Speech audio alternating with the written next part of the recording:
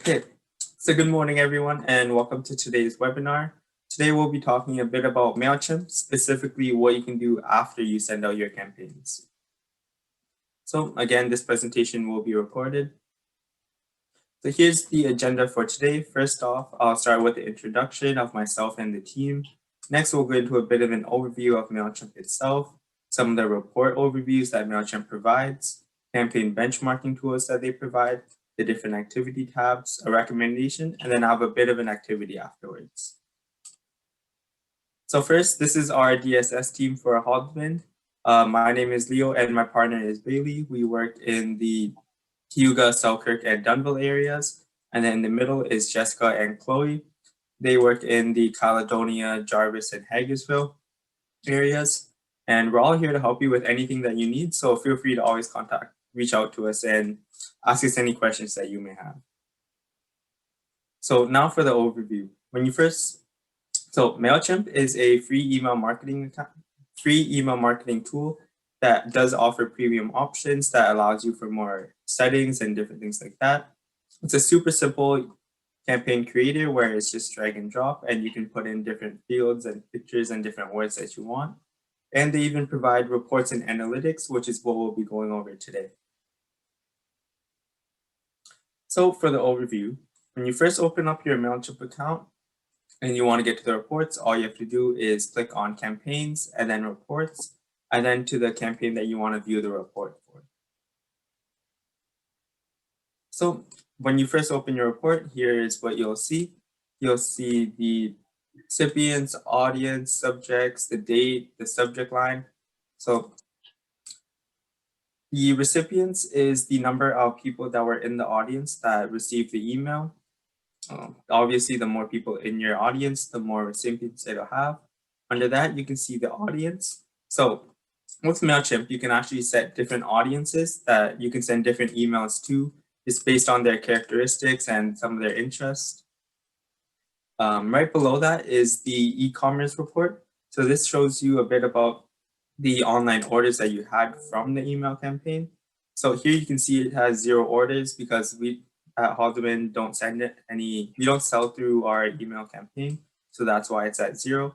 But if you did sell through it, you'd see the number of orders, the average order revenue, and the total revenue. So now we can move on to a bit of campaign benchmarking. So these are more comparative analytics as well as some details on your audience. So here you can see your industry, your audience demographics, and the size. So one of the most important parts here is the audience demographics. It shows you how you should be designing your next campaigns moving forward. So for Haldeman, our audience is a combination of male, female, and other identity, age 35 and up. So we should be catering our campaigns more towards that age category. Then obviously, audience size is how many people are in your audience. On the right-hand side, you can see the comparative analytics. So MailChimp has 3 different numbers that they use. So these are your open rates, your click rates, and your unsubscribers. So what open rate is the percentage of recipients that are actually opening up the email. Here you can see that Haldeman is at 54.7, and then it also compares it to our previous email campaigns and the average for that, which is 51.5. And then another thing it compares it to is our industry. So we are in the government industry, and you can see that the government industry only has 31.3% opens, which means that our campaign is doing amazing because we're past our average opens as well as our industry opens. The next one that they have is the click rate. What this is another percentage that shows us how many people click the link out of everyone that received the email. This percentage is especially important if you're advertising something through the campaign or you're trying to link them to your website or your social media. It shows us how many people actually click the link, and it gives us a way to improve. Again, it compares with our past averages as well as the industry averages.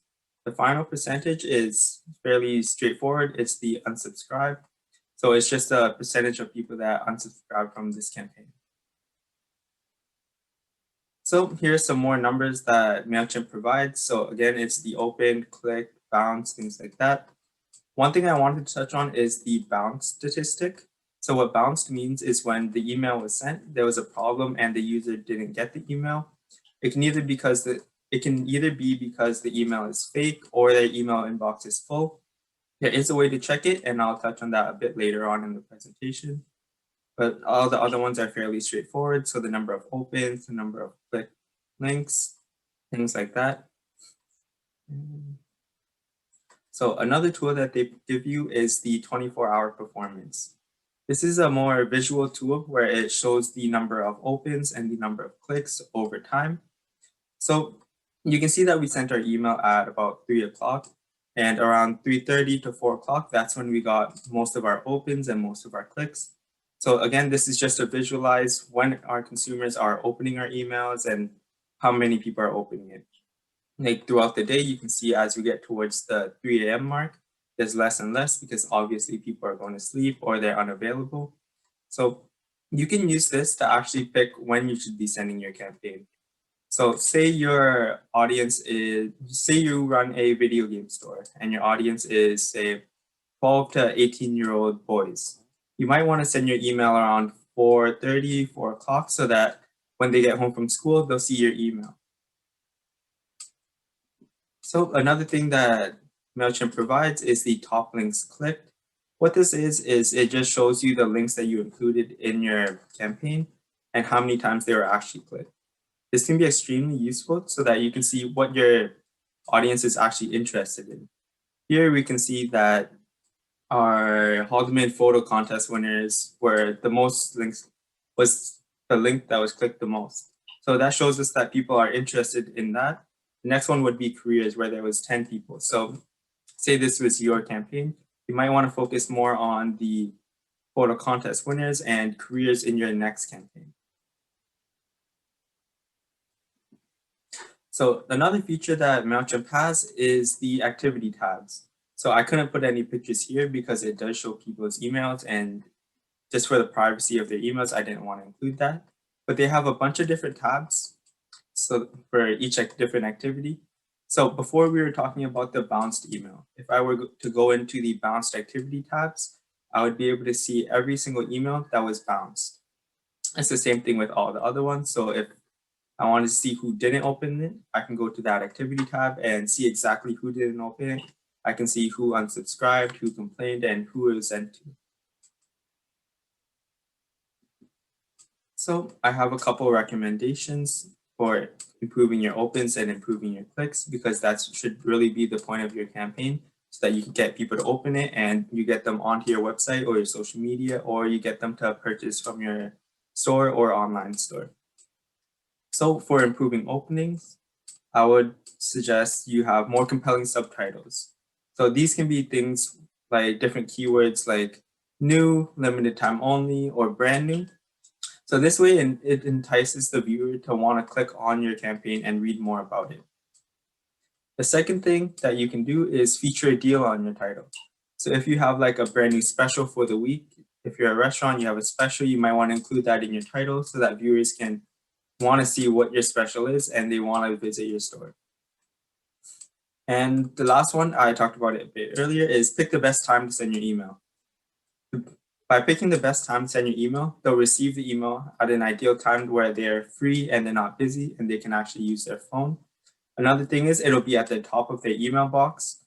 And the higher up it is, the more recent they see it, the more of a chance they have to open it. So say if I got the campaign and then I got 20 more emails, the chances of me seeing that campaign are fairly low just because it's all the way down in my email box. And then I had some suggestions on improving your clicks. So some things that you can do are offer direct links to your website or social media pages. It's a bonus because it boosts your engagement on that, but it also makes it a lot more streamlined for your audience to go straight from your campaign, click on something on your campaign, and then go straight to your Facebook, rather than closing your campaign and then opening up their app and then searching your name. They can do it straight through your campaign, and it's super simple. Another thing I wanted to mention was using pictures for your links. So Pictures allow you to give your audience a visual of what you want to tell them, and it's a lot easier for them to interpret, and it gives them a lot more detail. So say you wanted to have a link to one of your products, like a candle. If you had a picture of the candle in a couple words, the viewers can really see that candle more because it's an actual photo rather than reading a sentence about it and then thinking about what the candle could look like and then going and searching it. They can see exactly what it is. So I like to use the saying, pictures are worth 1,000 words. So make sure you have those photo links. And now on to an activity. So based off the recommendations I gave, what are some titles that you would use to improve your open rates for each of the example? So for a restaurant, how would you improve this week's specials?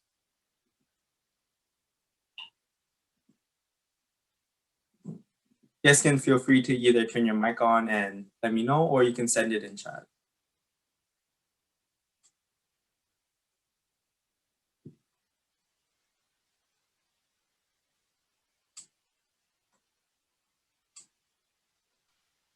Could you include the actual like name of the special in the subject line, maybe? Yeah, for sure. That way they actually know what the special is and it's not just really generic and you don't know exactly what the special is. Gives them an idea of what they can see and then they can read more about the special within the campaign.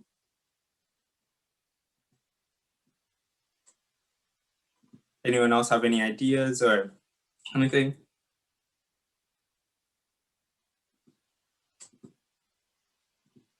No? Okay, we can move on to the gift shop. So how would you improve new items in store now?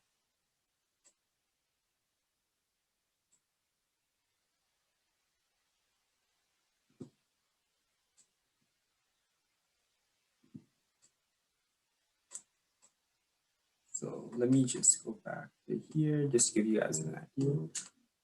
So we already have the compelling subtitle words, so like new and in store now. Maybe we can feature one of the products in the subtitle name.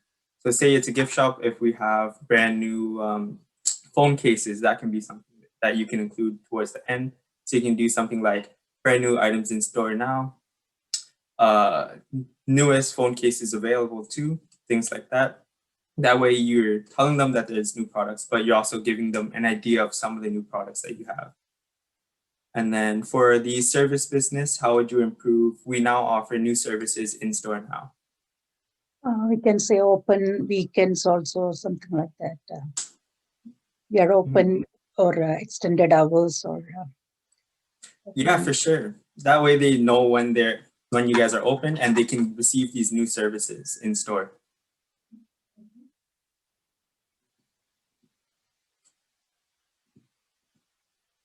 Does anyone else have any ideas? You can turn your mic on or just leave it in chat.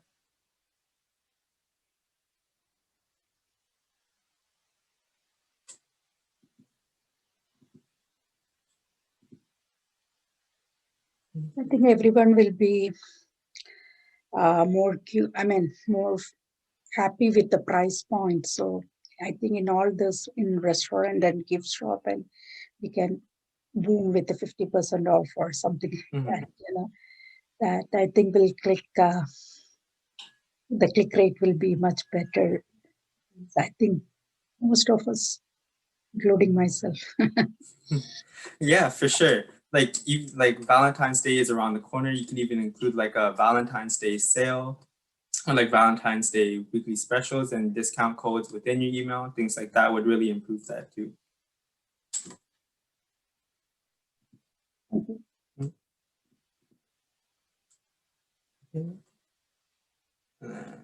Does anyone else have any suggestions?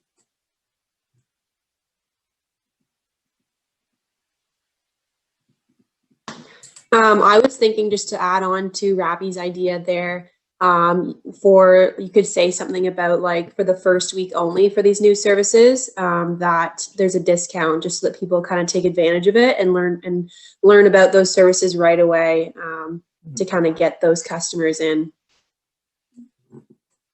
Yeah, for sure. Especially if there's like a first week discount code, that really entices the users to actually try out your service. And then if they like it, they'll come back and keep going and keep going. For sure. Before I move on, does anyone have an email campaign that they want to help find a name for, or if they've had campaign names in the past that they found worked or things like that? I'm still growing my customer base, so I don't have, I'm still in that growth stage. So just learning also how to use this MailChimp, and I'm not yet at that stage to use it because of my customer base. So keep working. I have to keep working on it. Thank you. Yeah, for sure. So if that's all, this is the end of our webinar. So we went through a couple of the overviews, the e-commerce options, some ways to improve your clicks and opens, as well as the comparative analytics. So now that this is over, does anyone have any questions? I have one question. Like when the audience or the ones who's clicking into our social media sites, do we get in our analytics who clicked our social media sites, or do we Can you get see that? who clicked? Can you see who clicked it? Yeah, our extended links or products or something like that. Do we get that information in activity tabs? Yeah, so let me go back to the activity tab slide. So right here it doesn't show it, but I believe there is a, let me go back here, subscribers with the most opens. It also should show you what links that they clicked, and also in the top links clicked, it'll show you like if you had your Facebook as one of the links, you can see that they went to their Facebook. It doesn't really show you the exact product that they viewed on your, say, website. That would be more on your website side of the analytics. The MailChimp more sees where the people are going and it sends people there. Yeah, does that make sense? Yeah. Do we get, yes, I understood that we get that top links click, but do we get the information that who clicked, so we can target that and we can study that particular audience, the demography and all that, right? Do we get who clicked a particular link? Do we get that information? No. I believe so, yes. It's Activity. another one of these like links, and then it should show subscribers and then links. Okay. Okay.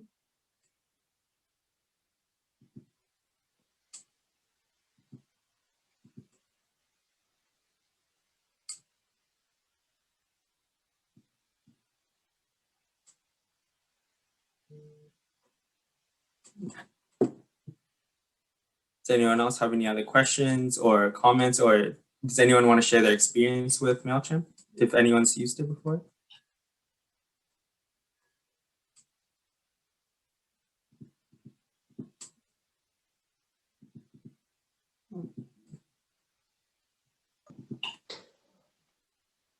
We have a question there in the chat, Leo. When using MailChimp, do they keep your email lists? Marian, do you mind turning on your microphone and explaining a bit more? What do you mean by keep your email list?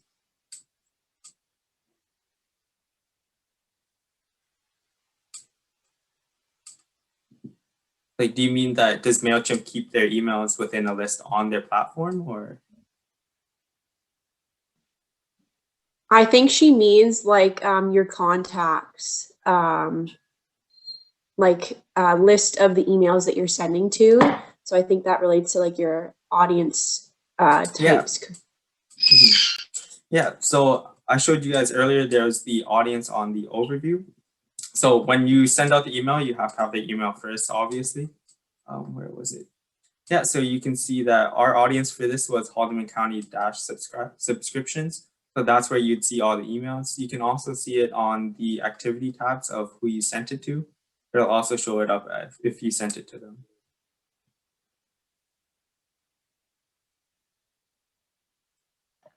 Sorry, I had two technologies going here. Okay, so if they, was referring to if they keep your mail list, like would other people have access to your mail list? No, other people shouldn't have access to your audience list. Okay, because that's sometimes kind of the concern of our customers. When you ask them for their email, they don't want to be bombarded with emails from all kinds of spam. Mm-hmm. So what, in your opinion, is the benefit of using MailChimp over, say, going through our point of sale or Gmail? So what do you mean by going through a Gmail? Like, are you sending the email through Gmail? Yeah, if I was to do like a group email to my list of customers through Gmail, as opposed to using MailChimp where you have to pay for the service. MailChimp actually has a free account so that you can use it through there without having to pay for anything.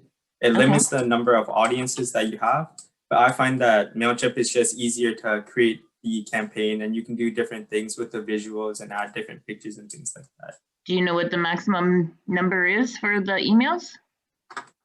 For the number of emails? Yeah, to be able to send out under the free campaign. I believe it was 1,000, Oh, but okay. I can check for you. Yeah. Okay. Good to know. Yeah. Thank you. Just to add on to that as well, with obviously MailChimp, you have all of those insights, I guess, after the fact as to how successful your email was. Right, for tracking.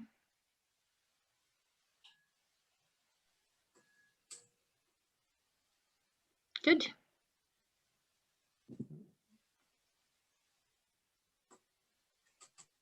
So final call, and does anyone have any other questions or comments?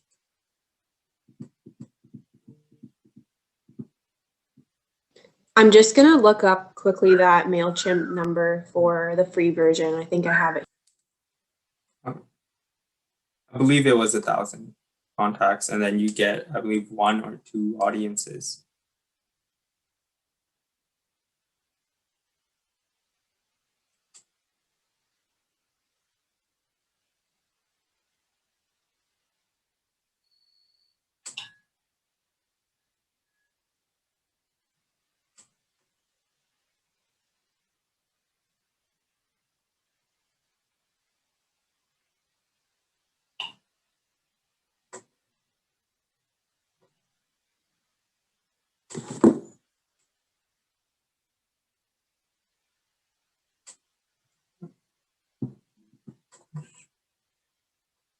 Okay.